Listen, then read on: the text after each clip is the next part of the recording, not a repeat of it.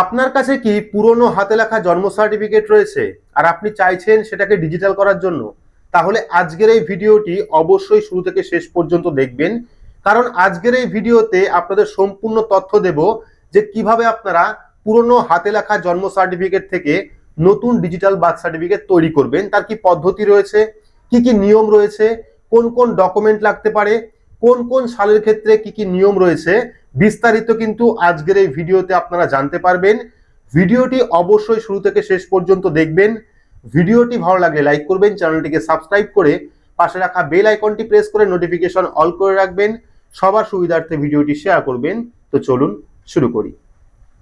তো প্রথমে আপনাদের সুবিধার্থে জানিয়ে রাখি, যদি আপনার বার্থ সার্টিফিকেটটি 1987 টু 1991 সালটা বেশি অথবা কম হতে পারে, এর মধ্যে যদি হয় তাহলে কিন্তু অত সহজেও আপনি সেটাকে ডিজিটাল করতে পারবেন না। যদি আপনি একান্তই করতে চাইছেন সেক্ষেত্রে কিন্তু অ্যাফিডেভিটের মাধ্যমে আপনি সেটাকে ডিজিটাল করতে পারবেন। 1987 টু 1991 সালের হলে পরে বর্তমানে কিন্তু ডিজিটাল করার যে পদ্ধতি সেটা নেই, তবে আপনি অ্যাফিডেভিটের মাধ্যমে সেটাকে ডিজিটাল করতে পারেন। আপনাকে কিছুটা ঘুরতে হবে, কিন্তু তার পরবর্তী যে সমস্ত সার্টিফিকেট রয়েছে, অর্থাৎ 1992 থেকে শুরু করে 98 থেকে শুরু করে 2016 পর্যন্ত যে সমস্ত পুরনো হাতে লেখা জন্ম সার্টিফিকেট রয়েছে, সেগুলি কিন্তু আপনি খুব সহজেই ডিজিটাল করতে পারেন। তার কি পদ্ধতি রয়েছে? যদি আপনার এই সালের মধ্যে জন্ম সার্টিফিকেট থাকে, সেটাও পুরনো হাতে লেখা, সেক্ষেত্রে কিন্তু আপনাকে অবশ্যই আপনার যে অরিজিনাল বার্থ সার্টিফিকেট রয়েছে, যেটা ম্যানুয়াল হাতে লেখা, সেই বার্থ সার্টিফিকেট নিতে হবে। যদি আপনার ভোটার কার্ড আধার কার্ড থাকে তাহলে অবশ্যই ভোটার আধার কার্ড নেবেন আপনারটা। পাশাপাশি আপনার বাবা এবং মা দুজনেরই ভোটার কার্ড এবং আধার কার্ড নেবেন। ডকুমেন্ট এগুলি কিন্তু লাগবেই। আর যদি আপনার অনেকের ক্ষেত্রে আছে যে তার বার্থ সার্টিফিকেট হারিয়ে গেছে, নষ্ট হয়ে গেছে, ছিঁড়ে গেছে, ফেটে গেছে, সেক্ষেত্রে যদি আপনার রেজিস্টার নাম্বারটা থাকে, অর্থাৎ বার্থ সার্টিফিকেটের যে নাম্বার, সেই নাম্বারটা আপনারা পোলিও কার্ডে পাবেন বা অন্যান্য ডকুমেন্টেও পেতে পারেন। সেক্ষেত্রে চেষ্টা করবেন সেই যে অরিজিনাল যে নাম্বারটা, সেই নাম্বারটা রাখবেন। আর যদি হারিয়ে যায়, ছিঁড়ে যায়, ফেটে যায় বা নষ্ট হয়ে যায়, সেক্ষেত্রে কিন্তু অবশ্যই আপনাকে থানায় জিডি কপি করতে হবে। যে কপি আপনি নিয়ে যেতে পারবেন না, তার জন্য কিন্তু অবশ্যই আপনাকে জিডি কপি করতে হবে, এবং সেই জিডি কপিটাও আপনাকে নিতে হবে সেই ডকুমেন্টের সঙ্গে। এবার এই সমস্ত ডকুমেন্ট নিয়ে আপনি কোথায় যাবেন? এই সমস্ত ডকুমেন্ট নিয়ে কিন্তু আপনাকে যেতে হবে আপনার সার্টিফিকেটটি যে অথরিটি ইস্যু করেছিল, সেটা পঞ্চায়েত হতে পারে, মিউনিসিপ্যালিটি হতে পারে, সেই পঞ্চায়েত বা মিউনিসিপ্যালিটি অফিসে আপনাকে যেতে হবে। আপনার বার্থ সার্টিফিকেটের একদম নিচে দেখবেন সেই অথরিটির নাম দেওয়া রয়েছে, বা সেই পঞ্চায়েতের নাম দেওয়া রয়েছে, বা সেই মিউনিসিপ্যালিটির নামটা দেওয়া রয়েছে। আপনাকে কিন্তু সেই অফিসে যেতে হবে। সেই অফিসে গিয়ে আপনাকে একটি অ্যাপ্লিকেশন লিখতে হবে, দরখাস্ত লিখতে হবে। আপনার ম্যানুয়াল থেকে ডিজিটাল বার্থ সার্টিফিকেট তৈরি করবেন, খুব সিম্পল পদ্ধতি, আপনি নিজেও লিখতে পারবেন। সেভাবে একটা চিঠি লিখবেন, লেখার পর যাবতীয় যে ডকুমেন্ট আপনি নিলেন, সেই ডকুমেন্ট আপনাকে সেই অফিসে জমা করতে হবে।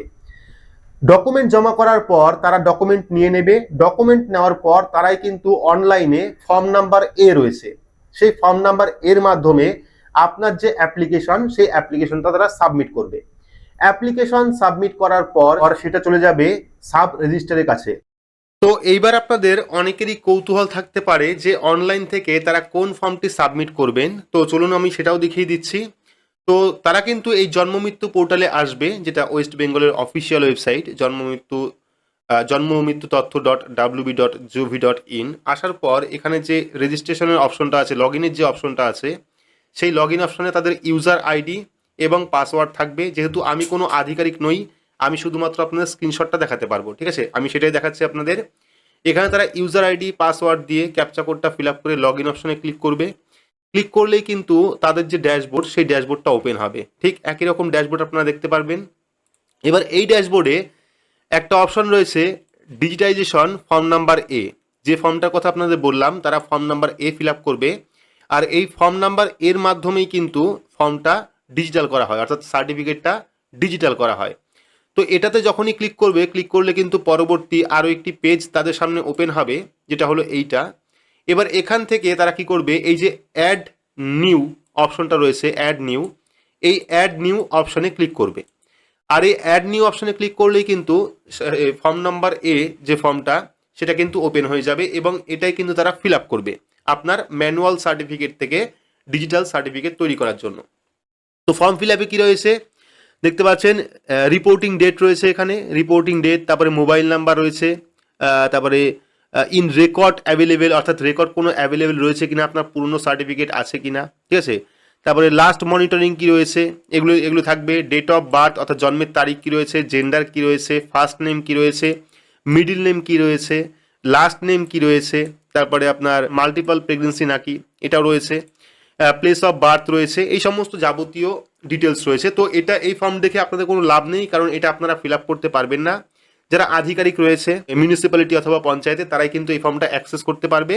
শুধুমাত্র আপনাদের দেখালাম যে এটা কোন ফর্ম, অর্থাৎ ফর্ম নাম্বার এটা কেমন এবং এই ফর্মের মধ্যে কী কী থাকে। তো এর মাধ্যমেই কিন্তু ম্যানুয়াল সার্টিফিকেট থেকে ডিজিটাল সার্টিফিকেট তৈরি করা হয়। আশা করি আপনারা দেখতে পারলেন। এবার সেই সাব রেজিস্ট্রার আপনার যে ফর্ম, সেই ফর্মটা ভেরিফাই করবে। ভেরিফাই করার পর সেটাকে অ্যাপ্রুভ করে দেবে। অ্যাপ্রুভ করার পর কিন্তু সঙ্গে সঙ্গেই আপনার যে ফোন নাম্বার আপনি দিয়েছিলেন, সেই ফোন নাম্বার কিন্তু SMS চলে আসবে এবং সেই SMS এর মাধ্যমে SMS যে নাম্বার থাকবে, সেই নাম্বার দিয়ে চাইলে আপনি বাড়ি বসে অনলাইনেই ডিজিটাল সার্টিফিকেট ডাউনলোড করতে পারেন। আর যদি আপনি চাইছেন সেই অথরিটি থেকে আপনি সার্টিফিকেট নেবেন, সেক্ষেত্রে কিন্তু আপনি সেই অথরিটিতে গিয়ে SMS-টা দেখিয়ে সেখান থেকে আপনি ডিজিটাল বার্থ সার্টিফিকেট কালেক্ট করতে পারেন। এবার অনেকের প্রশ্ন রয়েছে যে বাড়ি বসে অনলাইনে এই পদ্ধতি করা যাবে কিনা, অর্থাৎ বাড়ি বসেই আপনি ম্যানুয়াল সার্টিফিকেট থেকে ডিজিটাল বার্থ সার্টিফিকেট তৈরি করতে পারবেন কিনা। তো এটা কিন্তু কোনোভাবেই সম্ভব নয়। আপনারা বাড়ি বসে এই কাজটি কোনোভাবেই করতে পারবেন না। তার জন্য কিন্তু যে পদ্ধতি আমি বললাম, সেই পদ্ধতি আপনাকে অবলম্বন করতে হবে। সেই পদ্ধতি অবলম্বন করলেই কিন্তু আপনার যে ম্যানুয়াল হাতে লেখা বার্থ সার্টিফিকেট রয়েছে, সেই সার্টিফিকেটটা আপনি ডিজিটাল করতে পারবেন। তো এখানে অনেকেরই প্রশ্ন থাকবে, যদি আমি চাইছি যে নতুন বার্থ সার্টিফিকেটে ফোন নাম্বার লিঙ্ক করব, সেটা কি সম্ভব? অবশ্যই সম্ভব। আপনি যখন সেই সমস্ত সার্টিফিকেট জমা করবেন, তখন কিন্তু আপনার কাছ থেকে ফোন নাম্বার চাওয়া হবে এবং সেই ফোন নাম্বারটাই কিন্তু আপনার নতুন যে বার্থ সার্টিফিকেট তৈরি হবে সেখানে কিন্তু লিঙ্ক থাকবে। আর পরবর্তী সময় আপনি যখন খুশি তখন অনলাইন থেকে কিন্তু সেই মোবাইল নাম্বার দিয়ে আপনার যাবতীয় যে বার্থ সার্টিফিকেটের কাজ, সেটা আপনি করতে পারবেন। আবার অনেকের এটাও প্রশ্ন রয়েছে যে বার্থ সার্টিফিকেট কোনোভাবে কারেকশন করা যায় কিনা, সেটা পুরনো হতে পারে, নতুন হতে পারে। তো সেক্ষেত্রেও কিন্তু বার্থ সার্টিফিকেট কারেকশন করা যায়, তবে তার জন্য একটা লম্বা প্রসেস রয়েছে। সেটা নিয়ে আমি পরবর্তী ভিডিও করব। আপনারা কমেন্ট করবেন যে কার কার এই তথ্য দরকার, অর্থাৎ যদি আপনার বার্থ সার্টিফিকেটে কোনো রকম ভুল থাকে, সেক্ষেত্রে সেটাকে কিভাবে ঠিক করবেন। যেমন নামের বানান অনেক সময় ভুল থাকে, ঠিকানা ভুল থাকে, বাবার নাম ভুল থাকে, মায়ের নাম ভুল থাকে, সেক্ষেত্রে এই সমস্ত জিনিস আপনি কিভাবে কারেকশন করবেন। যদি এই পদ্ধতি নিয়ে ভিডিও আপনারা দেখতে চান, তাহলে অবশ্যই কমেন্ট করবেন।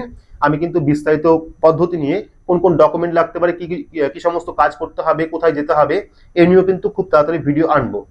তো আশা করি সম্পূর্ণ ডিটেলসে বোঝাতে পেরেছি। যদি আপনারা চাইছেন আপনার ম্যানুয়াল হাতে লেখা জন্ম সার্টিফিকেটকে ডিজিটাল সার্টিফিকেট তৈরি করবেন, সেক্ষেত্রে কি পদ্ধতি রয়েছে, কাদের কাদের ক্ষেত্রে সমস্যা হতে পারে, কারা কারা তৈরি করতে পারবেন, তার জন্য কোন কোন ডকুমেন্ট লাগবে, কোথায় যেতে হবে, সার্টিফিকেট হারিয়ে গেলে পরে কি করতে হবে, বিস্তারিত ভিডিওতে জানালাম। তো ভিডিওটি আপনাদের কেমন লাগলো অবশ্যই কমেন্ট বক্সে কমেন্ট করে জানাবেন। ভিডিওটি ভালো লাগলে লাইক করবেন, চ্যানেলটিকে সাবস্ক্রাইব করে পাশে রাখা বেল আইকনটি প্রেস করে নোটিফিকেশন অল করে রাখবেন। সবার সুবিধার্থে ভিডিওটি শেয়ার করবেন। তো আজকের মতো এইটুকুই, ধন্যবাদ।